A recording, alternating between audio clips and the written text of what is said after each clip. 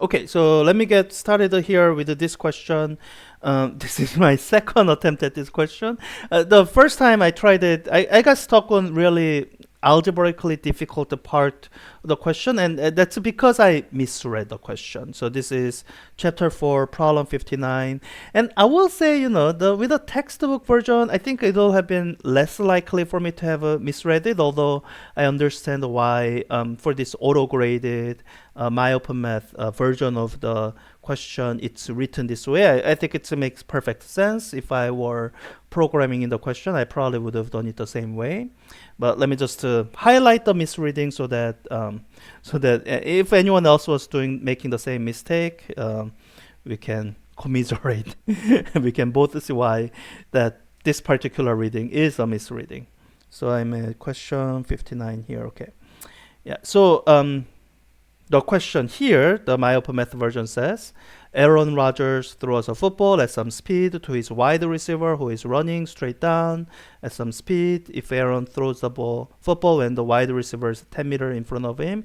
And I think I read this much and kind of assumed the rest of the setup that, you want the receiver to catch the ball. So the other condition is when the ball comes to the receiver's height, they're at the same horizontal position. That's what I assumed without really reading the rest of the question. The rest of the question says, at what angle does Aaron have to launch the ball so that the ball will be at the same height as the receiver?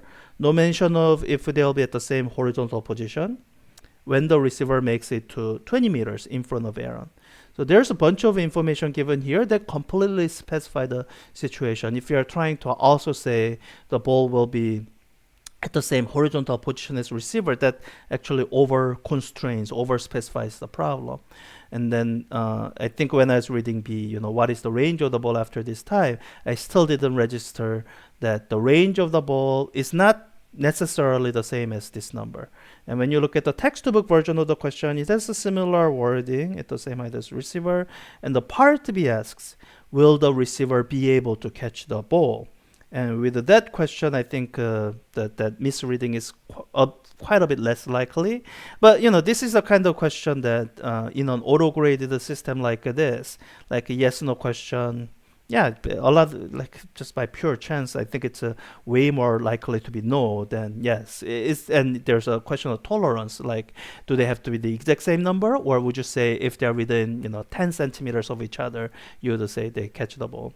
So I do think this version of part B on MyOpenMath makes total sense, so we'll go with that.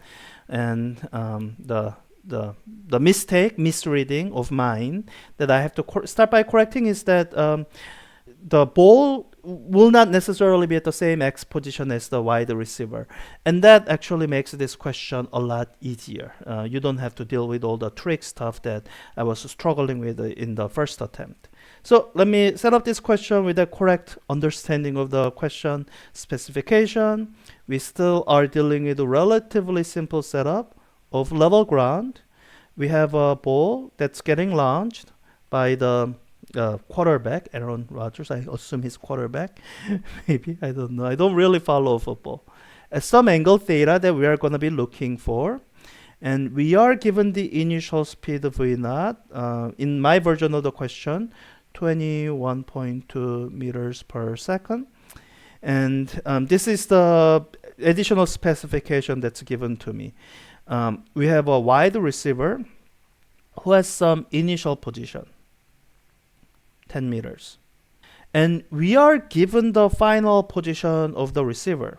That's important information. And we also know the speed of the receiver. Let's say that's u is equal to 9.3 meters per second.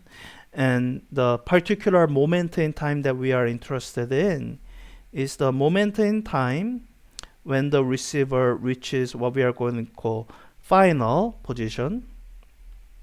And that final position measured from the quarterback is all the way out here. X final of 20 meters. I guess that's not randomized. I think that's the same number I saw last time. And so with this final position, there's a bunch of things that are associated with it. You can ask about, okay, at what time is he reaching this position? And you can also look at the trajectory of the ball. It's gonna have gone through something. And this is the condition that part A is specifying. You want to specify the angle theta so that at this same moment in time, this t final, the ball will be at the same height as the wide receiver. So we are going to say the position of the ball at t final. If we say the initial height is, this is actually my y equals 0, then we'll say at this t final, the position of the ball is 0, coming back down to the same height, roughly the same height as the receiver.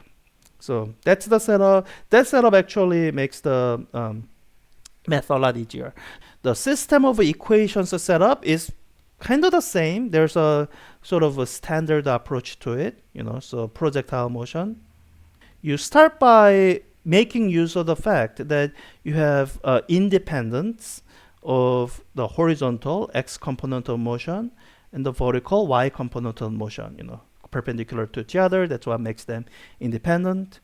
So you start by breaking the motion into those two components, and the main thing is the velocity very often, because it'll have two components. I have the v naught, so I have the x component v naught x, and the y component,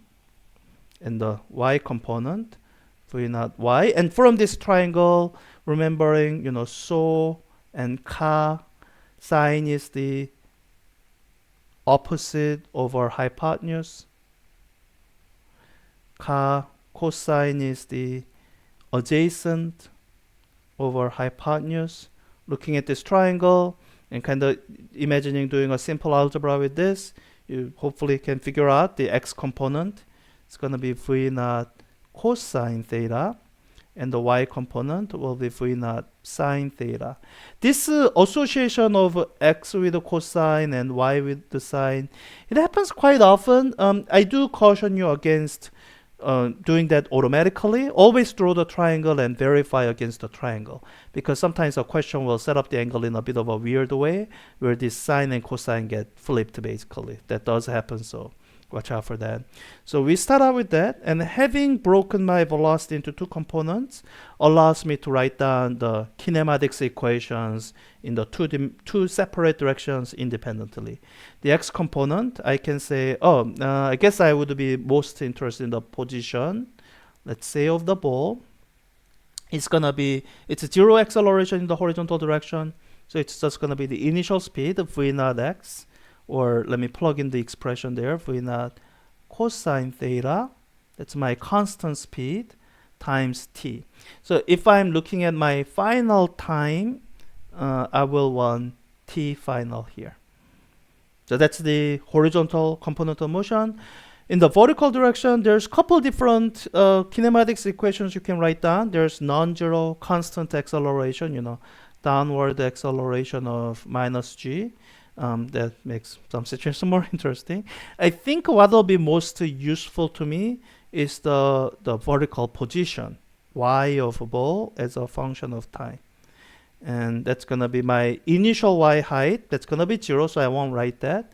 And then there's a displacement in the y direction that's attributable to the initial y velocity, v naught sine theta. So I have v naught sine theta times, I'm looking at the same final time, t final, and there's additional contribution that comes from the acceleration. So with this minus g here, it should be minus 1/2 g, and at time final, t final squared. And I guess this is a good place to kind of pause for a bit to see if we have enough information. That is a kind of the general problem-solving approach in physics. You gather the information you have, and a lot of the informations you have will take the form of equations. So far, I have two equations.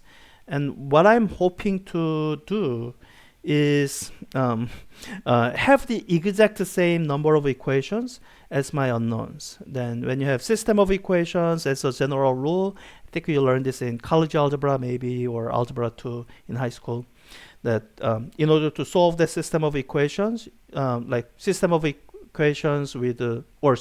if you want to solve a system with some number of unknowns, let's say like 3 unknowns, then you need 3 equations. So with the two equations, what I'm hoping for is that I have only two unknowns. Let's count. The position of the ball, I don't know it. In fact, in part B, that's what it's asking. So that's one unknown. Initial velocity I'm given. Good. Angle, oh, that's what part A is asking. So I don't know that. Two. Oof. T final, I don't think I know that. So that's three. Y ball, do I know it? Do I not know it? You know what? I actually wrote this down. So I think I actually know it. So let's just say, okay, I know this is going to be equal to 0. So I know it. I don't have to count this as an unknown. Good. And okay, these all counted. Okay, so no additional unknowns. But I do have three unknowns. And this is where hopefully you realize, but I didn't use any information that they gave us about the wide receiver. So there's probably something I can do here. And as you stare at this portion of the question, maybe you realize, I know the constant speed at which he's running. I know the kind of displacement. He's moving, 10 meters total. So I think I can find the time. Let me just simplify this a little bit. So I can say, okay, my T final, I can kind of imagine doing a quick algebra from this expression. Speed is distance per time. And my T final, that's just the time here. So I can imagine solving this for time, which is distance per speed. So my T final will be the distance.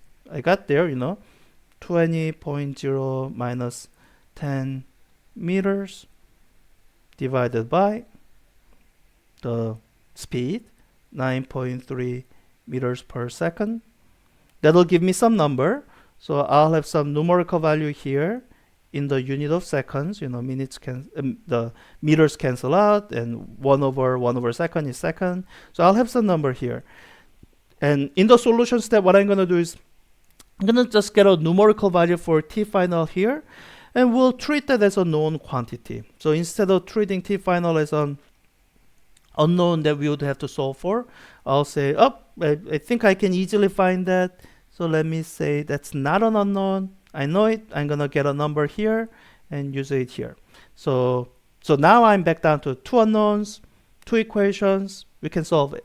So let's see what the most efficient way to do this is. I think the most efficient way, so we are trying to find the angle theta. And trying to solve for angle theta in equation 1, it's going to be a bit of a mess because I got two unknowns, so you can't really solve for theta without knowing the other thing. I feel lucky because in equation 2, I see that I don't know theta, and now everything else is known. T final, I'm going to know it from having plugged in the numbers. So I can simply solve for sine theta and take the inverse sine, the arc sine, to get the angle in degrees. So let me do that quick algebra here. I'm gonna take this. Let me do a little bit of simplification as I do this. Because the left hand side is 0, I can imagine dividing through by T final. That'll cancel out a factor of T final. They'll simplify my expression a little bit. So with that, I get 0 is equal to V naught sine theta minus 1/2 G T finals, 1 factorial squared cancelled. I can solve for sine theta. Let me just do this quickly in my head. Sine theta is equal to, move this over, divide by V naught. So it's 1/2 G T final, again, a number that I'll have, divided by V naught. And all I have to do for the final answer here is imagine taking this through arc sine. The rest, I think I can do it in my calculator. So let me do it that way. And let me bring up Wolfram alpha here. And let me plug in the expression for T final, and I'll use that expression for T final. Let me not put in any units. It'll just I'm just gonna keep everything as basic as units. So 20 minus 10. I mean, I know that's 10, but divide by 9.3 meters per second. So my T final is gonna be that number, 1.075 second. But I'm just gonna keep this group of expressions. That way I don't have to worry about rounding. I'll just be able to do that. So 0.5, that's that 1/2 there, times G, 9.8 meter per second squared, times t final, that's that block of expression I'm keeping. That whole thing divided by v naught, that's the speed of the football, 21.2 meter per second. Again, everything in basic SI units. So this number here, 0.249, should be the sine theta. So all I do is take arc sine of this. And I think Wolfram alpha is, so this is probably in radians. If I hit enter, Wolfram alpha is often smart enough to give me the answer in degrees. Yeah, 14.39 degrees. It's probably correct. Let's just double check to be sure. Yeah, 14.39 degrees. So with that, I think that'll help me find the range of the ball, because I think I can go back to equation 1. When I find the position of the ball here, that position, that is range. So all I have to do is plug in that angle. For cosine theta, I have t final, I have v naught, just plug in all the numbers, that'll give me the range. So let me see if I can do it here. So let's see, I guess I do need that arc sine. So cosine, I'm just, kind of doing the laziest thing possible. There are ways to simplify this expression. I got a calculator, let me just use it. So that's cosine of the angle. I need a t final, so I'm just gonna copy this block of expression and use that for my t final times that. And so that's cosine theta times t final. I need a v naught. That's 21.2 meter per second times that. So that should be the answer, 22.08, or rounding it, 22.1 should be graded as correct. But let me just keep an extra significant figure. Yeah, so that's the range of the ball. And, I think this is where, I do think this way of asking the question makes sense. If the ball is landing 2 meters ahead of the wide receiver, do you think the wide receiver can jump ahead to catch it? There's kind of a lot of subjective decision making there. It's a lot easier to ask, what is the range, and leave it for someone's subjective judgment later to say whether that's too far ahead for the wide receiver to catch it, or if it's still close enough for them to catch it.